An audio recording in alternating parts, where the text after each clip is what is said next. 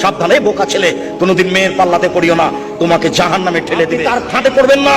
ও ভয়াবহ বস্তু, আপনি দেখলেন না? ওই যে জুলাইখা সব দরজা বন্ধ করে দিল, সব দরজা বন্ধ করে দিয়ে বলছে, হাই দালাল, এইসব তুমি আমার সাথে জেনায় লিপ্ত হও। সব দরজা বন্ধ করে বলছে, এইসব তুমি আমার সাথে জেনায় লিপ্ত হও।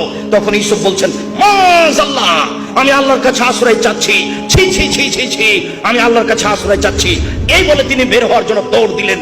পিছন দিক থেকে জুলাইখা জামা ধরে টানতে লাগলো, ছিঁড়ে হাতে থেকে গেল। তিনি বের হয়ে গেলেন, দরজা খুলে বের হয়েছিলেন তা বোঝা যায় না। তিনি আগে আগে বের হলেন, পিছনে পিছনে জুলাইখা বের হলো। সেখানেই ছিল জুলাইখার স্বামী। তিনজনে এক জায়গায়, জুলাইখা, ইউসুফ, জুলাইখার স্বামী।